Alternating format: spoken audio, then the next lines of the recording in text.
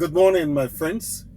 Hey, this is Dr. Greg again. I am coming up with another video, but this is going to be a different format or form of video that I'm going to talk. I will talk about or comment about some of the things that I've seen and watched before. Some people have been posting. There are several things happening, but for me, it looks like, or I feel like nobody actually is talking about them, and especially those in Nigeria. One question I really want to ask is, are these things that so many people are talking about and broadcasting reaching the leaders, or some of our Igbo people, the Delta, the Ejo, those from the southeast, are they really, some of our political leaders, are they really seeing these things? First of all, let me thank every one of you before I continue, or everyone who has watched my video. I've put out, I believe, about 2 videos now. I just started doing this, and in fact, you can see I'm in my vehicle, in my truck, doing some of these videos. Very soon, once my flag comes, I'm ordering the Biafran flag. Once it comes, you're going to be seeing this place lined up with my Biafran flag and having my Biafran hat.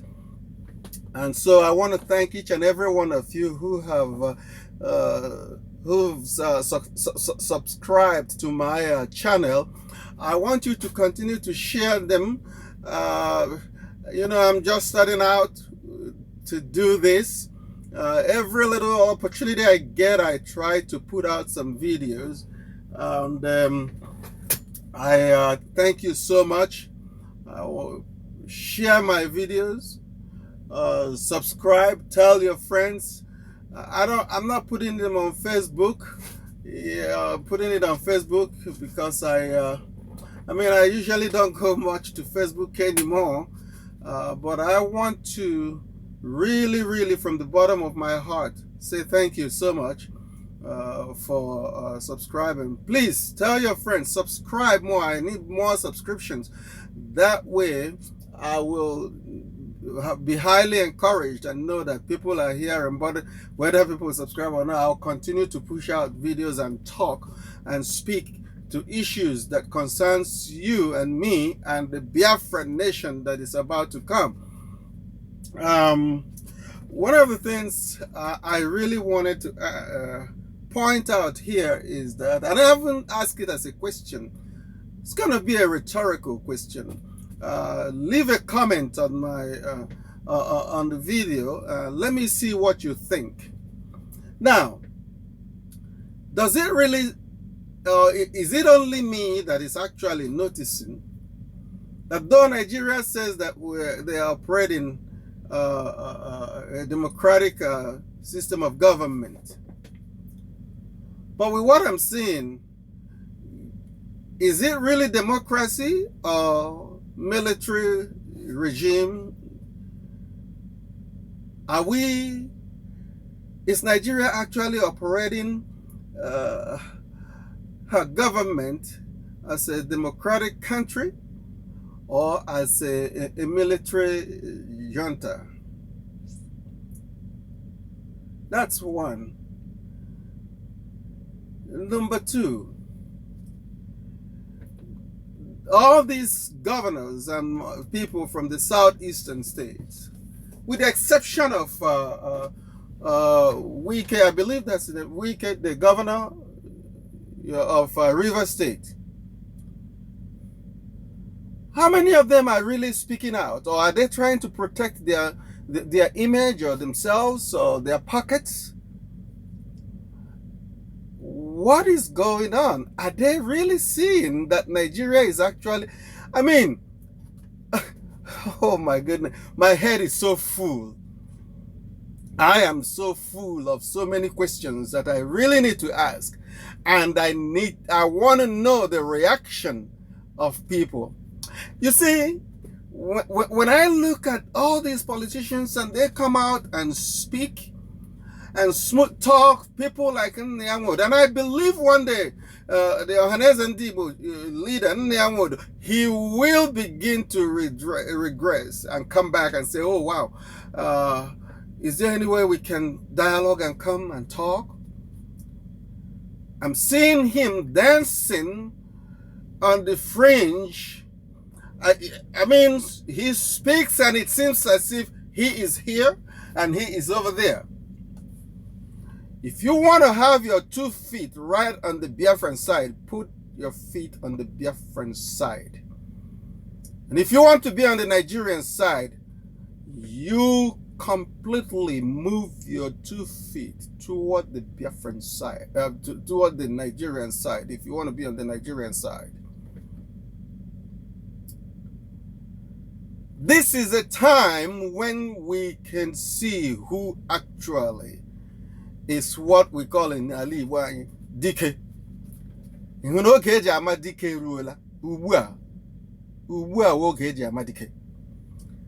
This is when we know who is who. I doff my heart to Mr. Abaribe, Senator Abaribe. I doff my heart to you. You are wonderful. You will never be forgotten. You will be a hero. You will be someone that will have your place in the new nation Biafra. He is about the only person I've seen speaking out. Speaking regardless of whatever anybody will do to him. He is speaking out. He is standing firm. That's what a man should be like. And not all these things that these people that will come up and dance in the phrase and the fringe and put some collars and flap and talk a little bit good about this and a little bit bad about this and not standing it. To me, that is nonsensical. Senator Abaribe, you are a true born Igbo man. I salute you, sir.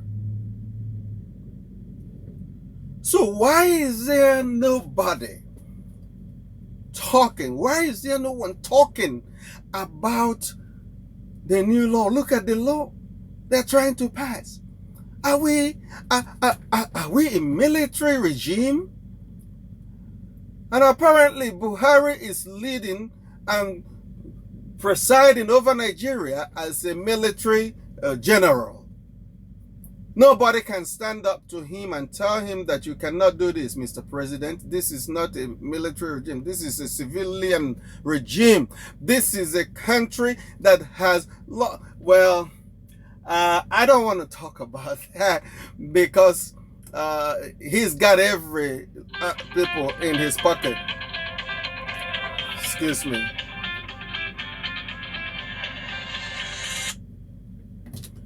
Sorry about that. He's got every other person in the legislature in his pocket. They are his tools of operation. So that's the question I'm asking. Why is there no one, nobody, nada, except Abaribe talking about this whole thing and fighting and making sure that this cannot happen? Why? It's a question that demands some answer. And this reminds me of what people did during the war. I was privileged, really, again, I say it again. And I'm so thankful to God. I was privileged to witness the Biafran War. I was there. I was there during the Biafran War. What we did, what we suffered, and what happened. And so many people sold out, sold their friends, their relations, their family, their people, sold out just for a little bit of pig milk and sugar, food, something to eat. They sold their fellow Biafrans to the house because of the Hausa and the Fulani to go on. Saboteurs. And we are experiencing them today. It's so unfortunate. And today they will color it and try to civilize it and give it a little other name. We're trying to make Nigeria to hold what we have. We thrive. Our country is great when we work together with the multinational ethnicity that we have. Nonsense, to heck with your multinational ethnicity in a country that is dragging you down. Wake up, guys. So the question again is, why is no one talking about it?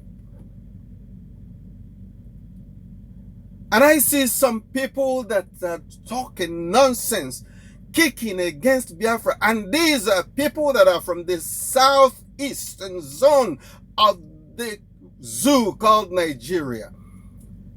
Tell me, answer me this question. 2023 presidency and a brand new nation where you will have your freedom and rule yourself and do whatever you want to do with that country to become one of the best nations in Africa. Which one is better? Which one would you choose? You want to choose to be given the presidency in 2023. When you have that presidency, believe me, not even a single control will you have. You'll be serving the Hausa oligarchy, Hausa Fulani. 2023 presidency. Look me in the eyes and answer me this question. 2023 presidency and the freedom, brand new country, nation, Biafra. Which one is better? Our people don't think. I don't think you are I don't believe you're thinking. There is no brain. That's why our leader, Supreme Leader Mazen Nnamdi Kanu, is saying one thing about the blacks, the African, is that they don't think. They cannot think. But I don't think it's everybody. We have thinking Africans. We have thinking black Africans. We have people who have wisdom. We have people who foresee, who have vision about tomorrow.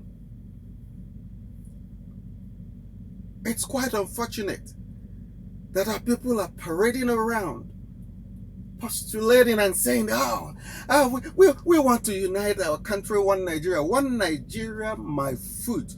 You're looking for an Igbo presidency that has nothing, no value, nothing. And I guarantee you that Biafra will come before 2023, and I will see where you have that your presidency.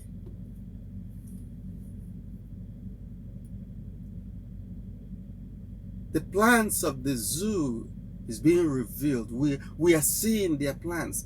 They are trying to exterminate and make the eastern region of no effect, of nothing in that country, that zoo.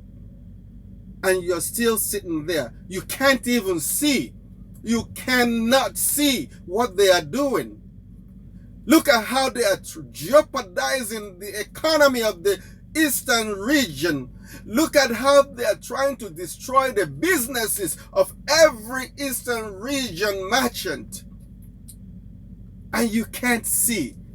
You cannot see. Tell me, what kind of a leader are you? Okay, look at this. I watched a video last night where Prince Charles and his delegation came from the UK to visit Nigeria. Where did they go?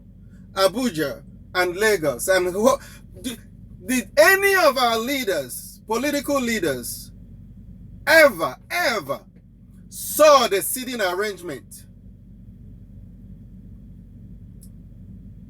Which makes me know and think and still feel and believe that Nigeria is still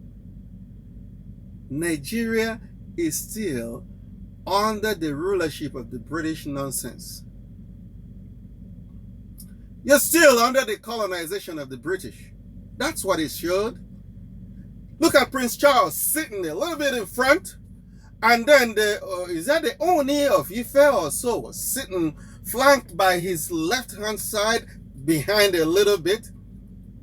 And then probably the Sultan of Sokoto was sitting there. And where did how many Hausa people were represented? The traditional leaders. How many of them? And we have the Obi, I believe Obi of Nisha also, sitting way at the back. You tell me, that picture, what does it show? What did it look like to you? I am so moved at what our people are still advocating for. I mean the political leaders. Igbo presidency, as if Igbo presidency will solve the issue. Igbo presidency will solve the problem. Isn't that true?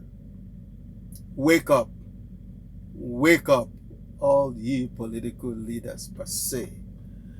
Because you are no leaders. You are no leaders. Look at a real leader. Nnamdi Kanu. Mazi Nnamdi Kanu is a real leader.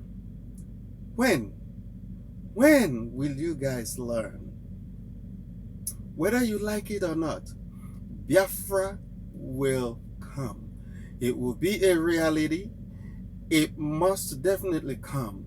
And when it eventually comes, there remains a question for you to answer.